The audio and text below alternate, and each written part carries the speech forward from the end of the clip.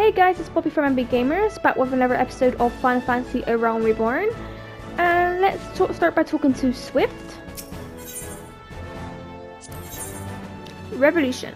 Swift has a message for you from General Raban.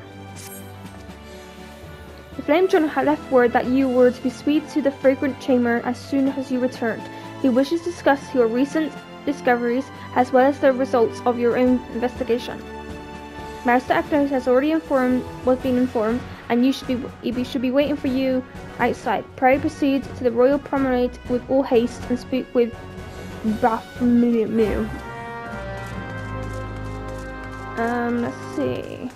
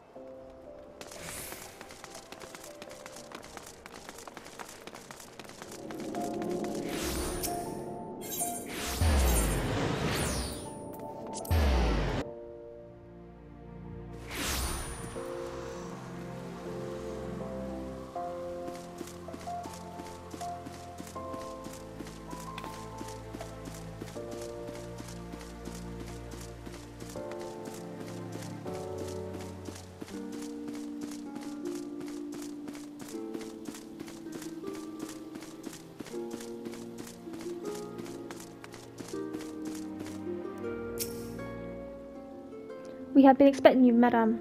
Please proceed inside. Thank you.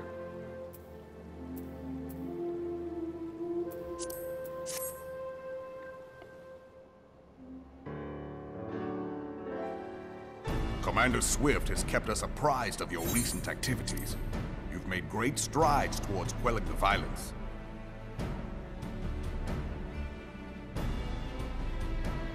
Despite our best efforts to determine what provoked this uprising, the truth continues to elude us. Have you uncovered aught which might shed some light on the mystery?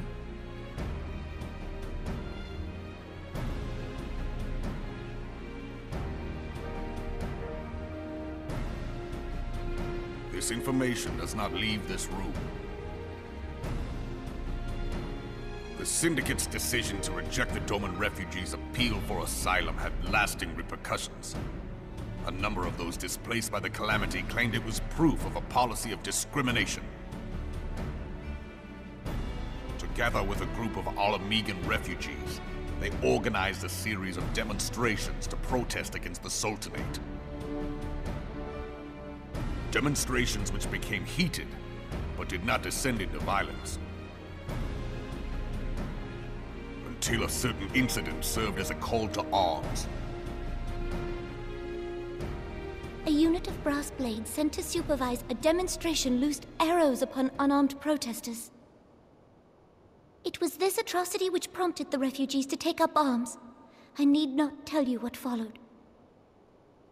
We assumed at first that the attack was born of a miscommunication. When emotions run high, they happen. But suspicions were raised regarding the unit's commanding officer, whom I ordered interrogated. Sure enough, our fears were soon confirmed. The dog confessed that a merchant had offered him coin to give the order. A merchant in the employ of Teleji Adeleji. Teleji Adeleji? But he spoke in favor of the Doman's cause, and has ever seemed sympathetic towards the refugees' plight. Why would he do such a thing? Know you of the Cartano Reclamation Bill? It is a proposal to annex the Cartano Flats so that refugees may establish permanent settlements. When last I looked, that was disputed territory. Aye. Some might even call it a battlefield.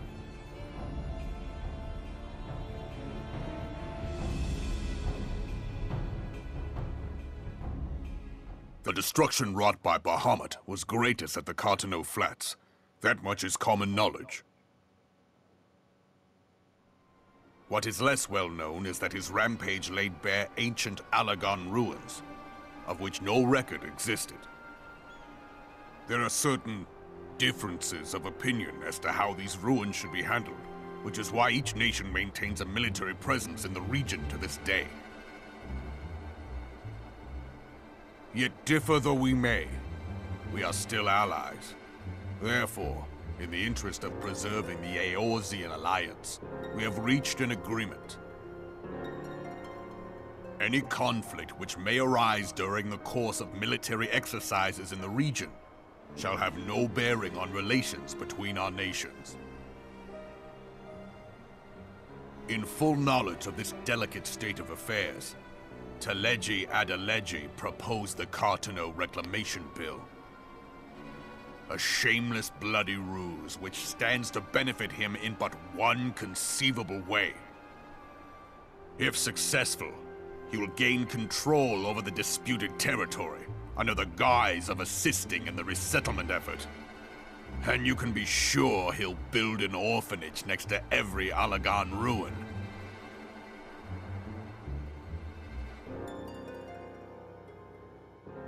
The man would threaten the unity of the Eorzean alliance and risk countless lives for personal gain. He walks a path all his own, independent of any faction and beholden to none of his fellows on the Syndicate. By inciting the less fortunate to violence, he hopes to convince others that the Cartano Reclamation Bill is the only viable solution. His sympathy for the plight of the Domans was not but posturing to gain credibility with the refugees. Of that there can be no doubt.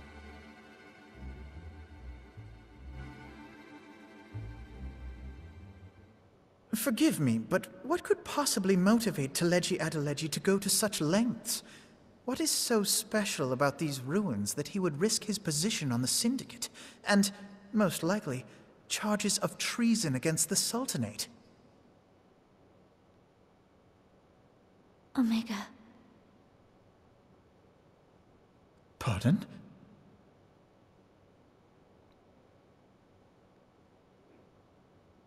An Allagan monstrosity, not unlike the Ultima weapon. Mayhap larger, we know not. It has yet to be fully excavated. Allagan inscriptions indicate that it was created to fell Bahamut himself. If accurate, it might explain why Nael Van Darnus chose to bring the Red Moon down upon the Cartano Flats. Given the ends he went to ensure Eorzea's annihilation, destroying the one weapon which could stay the Elder Primal may well have seemed like good sense. When first I bore witness to the power of the Ultima weapon, I doubted the evidence of my senses. And now you tell me there is another such weapon, one which could contend with Bahamut. Bahamut! Aye, we were skeptical ourselves. Truth be told, until the Ultima weapon's existence came to light, we thought the inscription had been mistranslated. At present, Omega is more akin to a fossil than a tool of war, having long since ceased to function. As such, its true potential cannot accurately be gauged. However, if someone were to restore it, as the Garleans did the Ultima weapon, I have little doubt that he would wield untold power. Power enough to subjugate Uldar like as not, and the rest of Eorzea besides, which is doubtless why Teleji Adeleji yearns to have it. That he should aspire to world domination. He who has ever walked 2 paces behind Lord Lolorito in matters of commerce. 'Tis in acknowledgement of his own limitations that he seeks this power. Woe betide us all should we allow him to have it.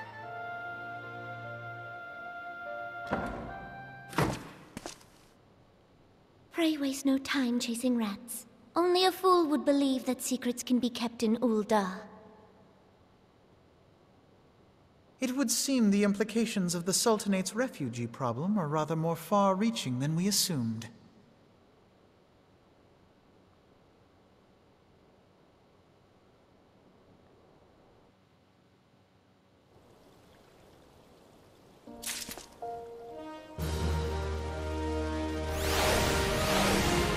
speak to Elf Node. Stories we tell. Recent revelations weigh heavily on Alpha Node's mind.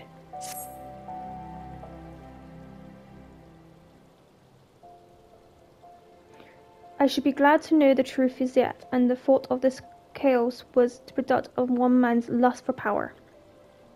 How long do you think they intend to hide the existence of Omega from the Scions? That they even felt that we need to do so is most troubling. It would be the best interest to learn more about the military activities in the dispute territories.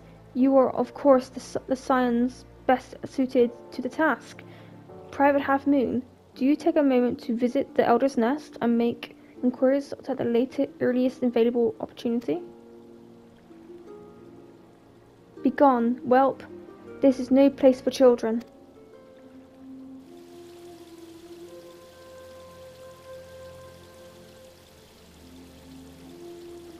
I'm sorry.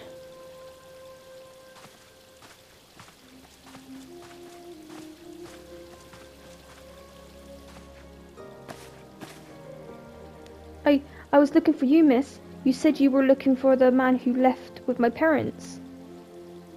You know this girl?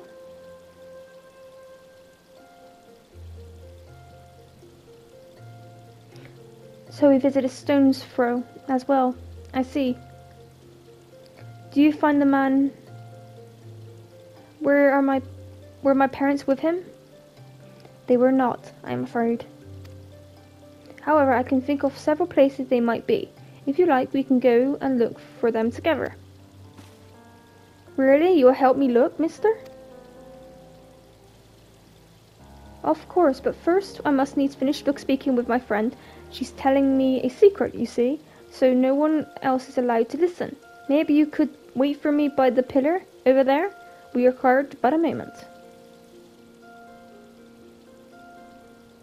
Okay, mister, I'll be waiting.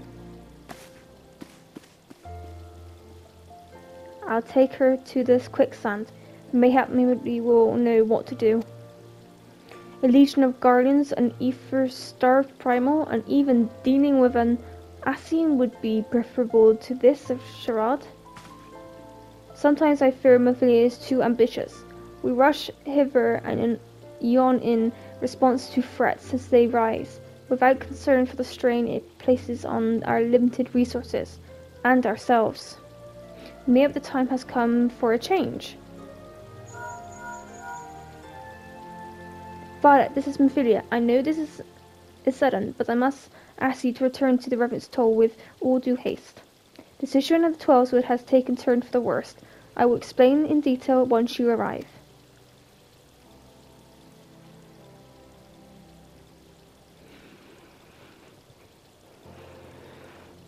The 12th, then the primal that threat she spoke of before has been confirmed. I received no reports of XIV activity, which leaves the sylphs. Go, Violet, you know as well as I that the appearance of a primals takes precedence over all else.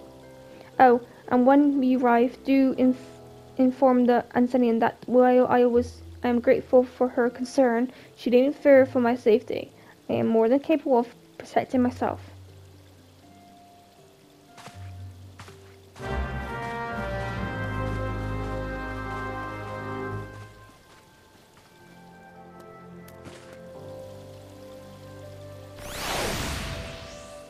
Alright, let's go to Revenant's Toll.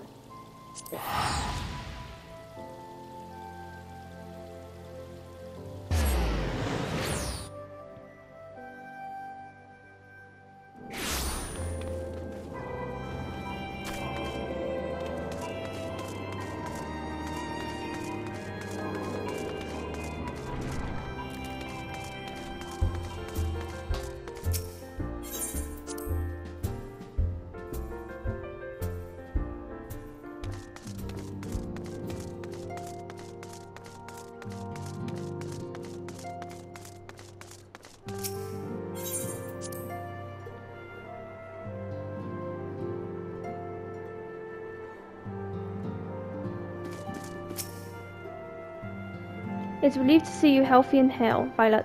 The latest news from Ulda was most disturbing.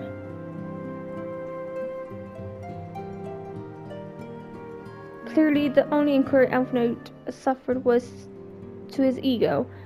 Doubtless it will heal ere long. The other signs will need to be present for this meeting. If you're ready to begin, I will summon them now.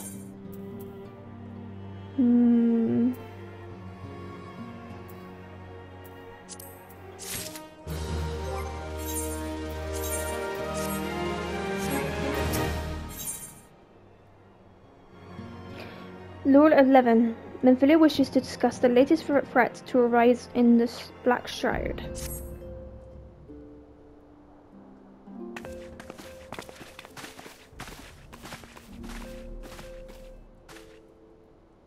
Thank you for responding to my call with such haste. Rest assured, I should not have summoned you were it not urgent. To business, then. I have received some most disturbing news from the Order of the Twin Adder. They have reason to believe that the Sylphs may have called forth their revered guardian, the Primal Remu. I'm sorry, may have? Then it is not certain. The Elder Caesar informs us that the elementals themselves murmur of the Lord of Living's return to the forest. The Sylphlands, however, display no signs of undue commotion. Forgive me, Ancenian, but the fact need not contradict the elemental's testimony. Unlike his more bellicose commoners, Garuda and so on, Remu is repelled to act only in the defense of his children. I imagine he would soon make his presence known if any were foolish enough to endanger the Sylphs or their territory. Abruptness of this development concerns me. Were we not keeping a close watch on the Torched Ones and their movements? If preparations for the summoning ritual was indeed underway, it would surely not have escaped your notice. Oh, it didn't. I was pretty sure it was going to happen. Just not this soon. I beg your pardon, you foresaw this eventually and did not to prevent it? I told Propolimo I suppose I could have reported things to Menfilia earlier, but there honestly wasn't much we could do except wait and see. You know how the Sylphs feel about people poking around in their territory. They already summoned Remu once right after the calamity, but that was because the Guardians came trampling through the forest. And so long as the Castrum Orion stands, the Sylphs cannot be blamed for wishing to have their guardian deity on hand. In short, I and I are in agreement. The actions of the forest folk were inevitable and unavoidable. And I maintain that observation would have remained the best policy had it not been for the sudden influx of strangers into the Black Shroud. That, alas, we did not foresee. By all accounts, the recent violence in Ulda drove a number of refugees to seek safety under the concealing canopy of the trees. To like that the Sylphs perceived that this and panicked migration has yet another invasion, and quickened their efforts to summon their god. I am but in mind of Titan and the kobolds. Once again, it is affairs of men which have paved the way for Primal's coming. Indeed, one cannot help but wonder what manner of place Urza would be without the civilizing influence of mankind. Be that as it may, this regrettable development does afford us a unique opportunity. Violet, though our dealings with the Sylphs are little solace, you once exceeded in preventing the ultimate conflict with Gridania. I wonder, might one who has treated the Sylphs so fruitfully in the past not achieve similar success with the patron deity? If Ramu can be convinced of our intentions, it may be the first step to breaking the cycle of primal summoning. A fond hope. Were such thing possible, we would not have been at war with the Beastmen since time immemorial. But maybe this time we can. Let us continue the discussion anon. We must needs this first consult with the nation most affected by Ramon's presence. The Elder Cecil has requested your personal involvement, Violet. Pray report to Commander Hurux at the Adder's Nest as soon as you're able. Steel yourself for the worst. Why I hope that the peaceful resolution of this matter. Experience suggests that your meeting with the Lord of Levin will prove less than amicable. In such event, your fellow Science will, of course, lend you whatever support you require.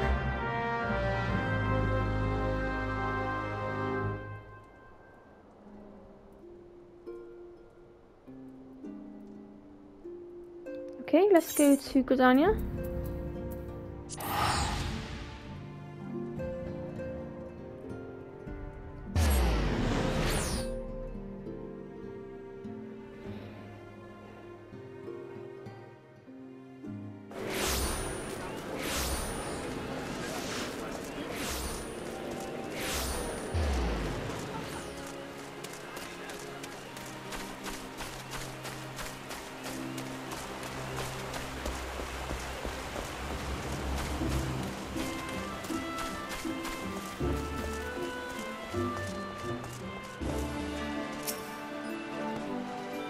Private Half Moon, your arrival has been most anticipated.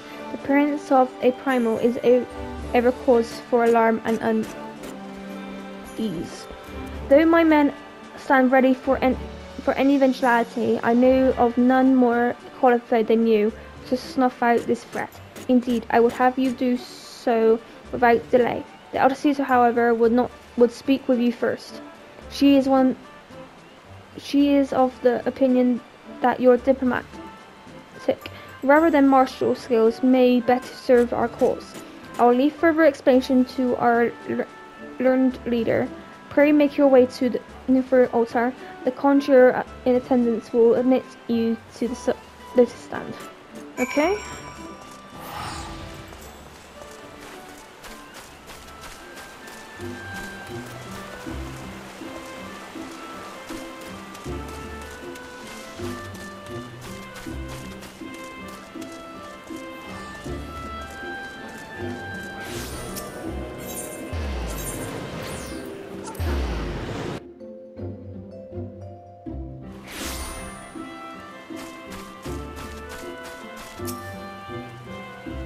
The other signs have already arrived, madame. May I show you in? Yes.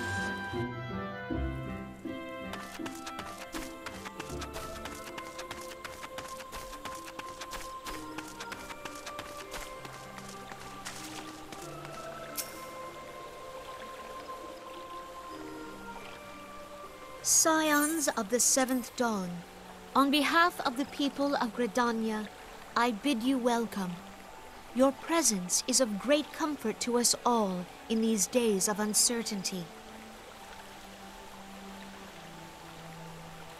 I summoned you here to share tidings of a most urgent nature. But a short while ago, the great elemental spoke, and his voice was clarion in its intensity. Ramu is returned unto the forest. Scarce had his words ceased to echo in mine ears when we were visited by an emissary from Little Solace.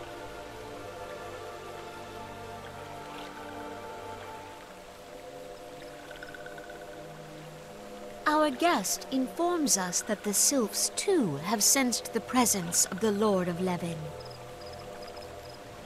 Though his exact whereabouts remain unknown, we may safely assume that the primal was summoned within the heart of the Sylphlands.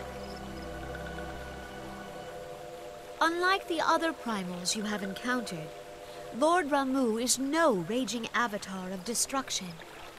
He is revered as much for his wisdom as his strength, serving as both arbiter and guardian to his children, Given that we and the Sylphs found a way to share the Twelves Wood, it is my hope that this sagely immortal will be amenable to reason, and that conflict may be avoided. Blessed as you are with the power of the Echo, you are one of the few among us who may commune with a primal without fear of influence. I would ask, therefore, that you represent us in this most delicate of negotiations. The Twelves Wood has suffered enough. Upon this, we and the Sylphs, and I would venture Lord Ramu himself, are in perfect accord. Let us not endanger our shared home by engaging in unnecessary hostilities. Dear friend, I beseech you, safeguard the peace which exists between our peoples.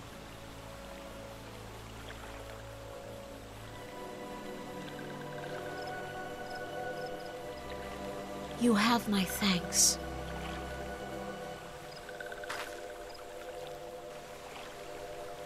Pray make for little solace, then. A member of the Order of the Twin Adder awaits you there. He will advise you on how to find the Lord of Levin.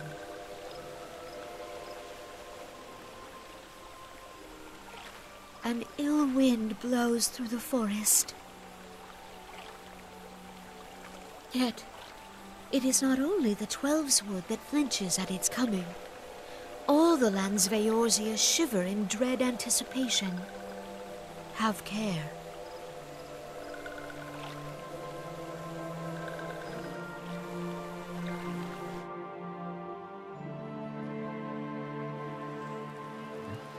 Okay, so let's go to Little Solace.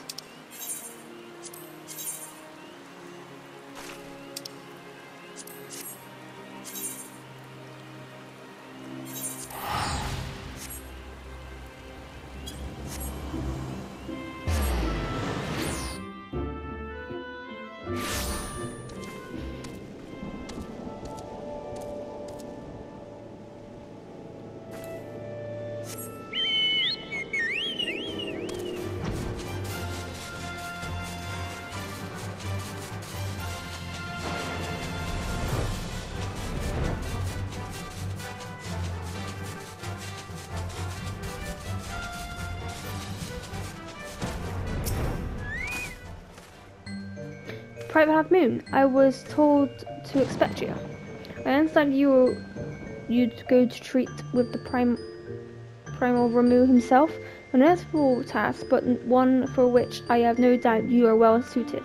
I have been told that the fellow Scions are conducting the investigation of the area as we speak, that we might ascertain the location where the Lord of the Levin might be found. I would ask that you abide here until we return with the findings.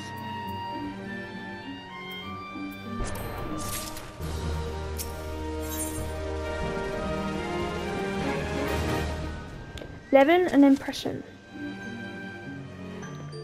The sergeant lieutenant looks about, seemingly awaiting a visitor.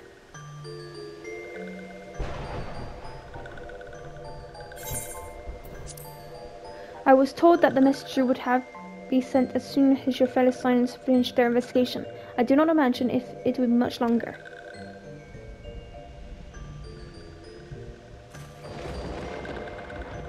This one returns with good tidings. Wise one have finished searching, and have wisely identified that the precise location where the torched one summoned Lord Ramu. Your timing is impeccable, my fluttering friend. Might you be so kind to escort this good woman to her fellow Scions? It would be this one's pleasure. Walking one, please come with this one.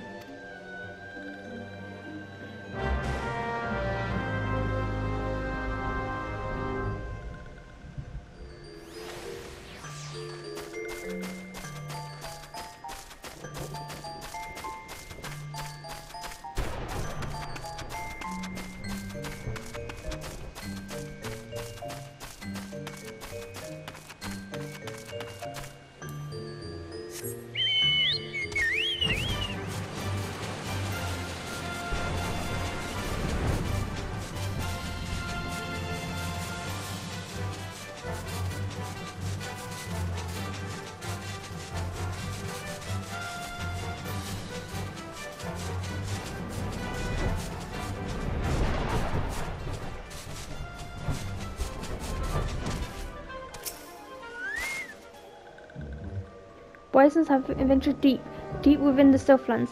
These ones must proceed carefully and keep an eye out for torched ones.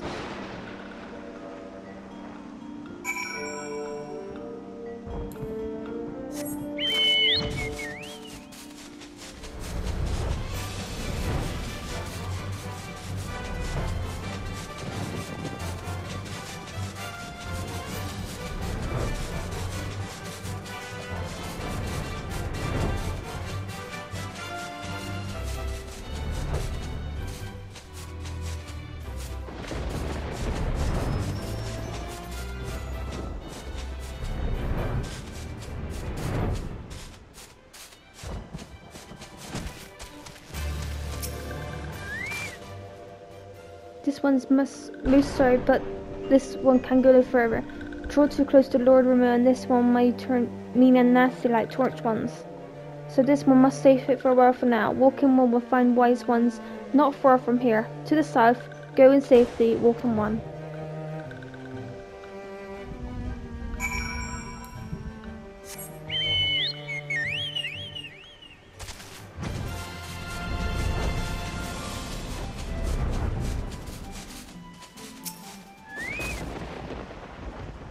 So, Fankrit is Fankrit, Papalipo is Papalipo, Distola is Distola, and you are you, right? Well, that's easy enough to remember. This one's name is Yaida, in case Walking One was wondering.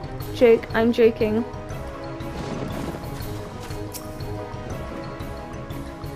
So it's actually you. I am relieved. For a moment, I thought we were dealing with another one of those confounded sylph tricksters. I swear, with them working havoc with their skin-changing magics, it's a wonder I was able to finish taking my measurements. Yes, it was quite the ordeal. You should have seen the look on Yushtira's face when the one impersonating you suddenly showed up.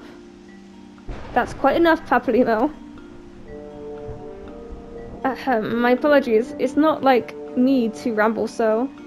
At any rate, as I was saying, I have finished measuring etheric activity in the area, and I am pleased to say that we reached a disruption conclusion. To wit, that Umar was called forth in the facility of the Sylph's Etheric. Come, but the Lord of the Living waits.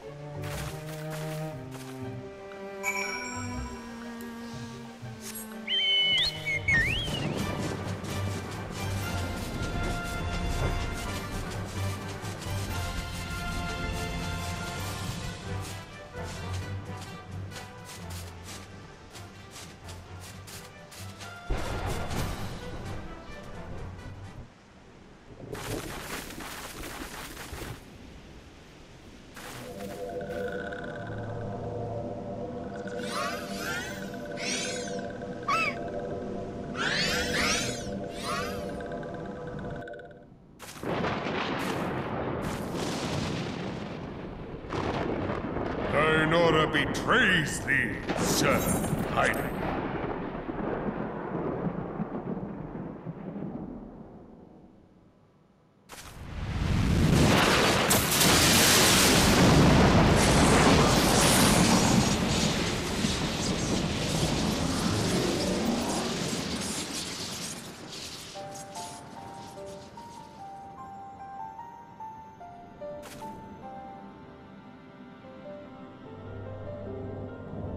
Thou art the bringer of light, bane of Ifrit, Titan, Garuda, and Leviathan. I am Ramu, guardian of the children of the forest. Thou tramplest upon sacred soil, bringer of light. By what right doth man intrude in this sanctuary of the sylphs?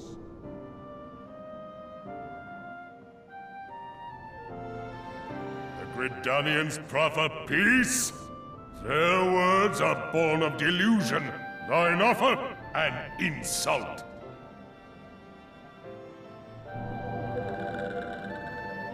Thou speakest of harmony, yet carest not for my children's desires.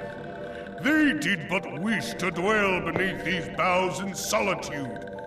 Yet even that was too much to ask of man. Thus did they turn to me for succor. The sentence I pronounce upon thy kind is just. Redanian or Garlean, it matters not. The good intent of one excuseth not the misdeeds of the other. Thy conflicts have brought naught but anguish and misery unto the forest. All blame doth lie with the darkness that resideth in the breast of man. Whence sprung this calamitous seed? In the beginning no such duality existed. Were light and dark given form when man was born? It would explain much. Not least why strife and sorrow follow ever in thy wake. Thou canst not deny the urgings of thine own nature. Knowing that thy mere presence here portendeth tragedy, wilt thou persist in this pretense of peacemaking?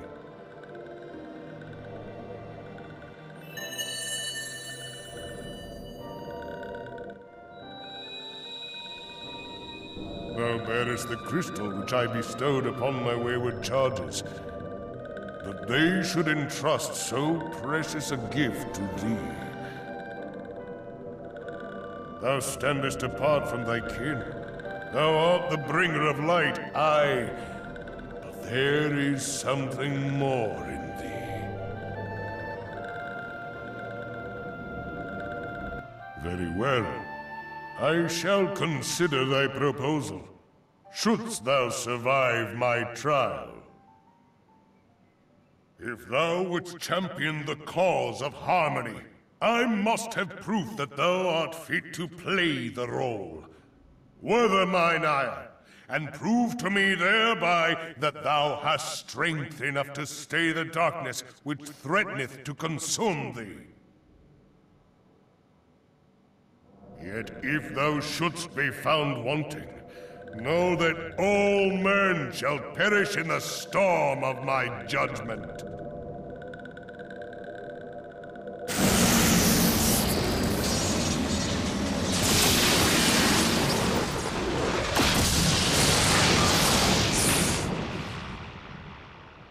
Come to me, bringer of light. I shall await thee on the field of battle.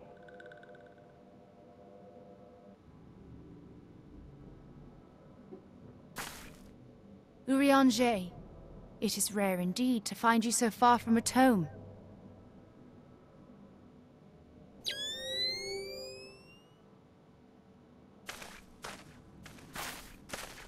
The Lord of Levin himself.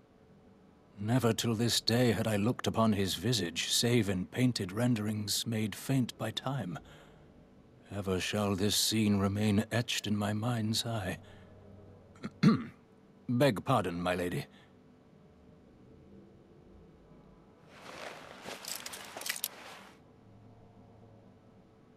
I must beg thine aid on a point of research.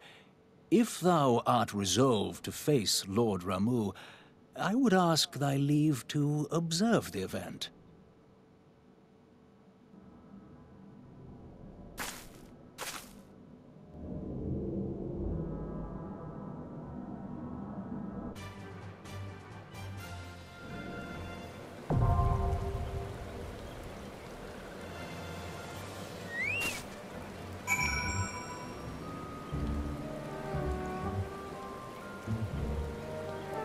Okay guys, I'm going to end the episode here. I hope you guys enjoyed it. And with that, bye guys.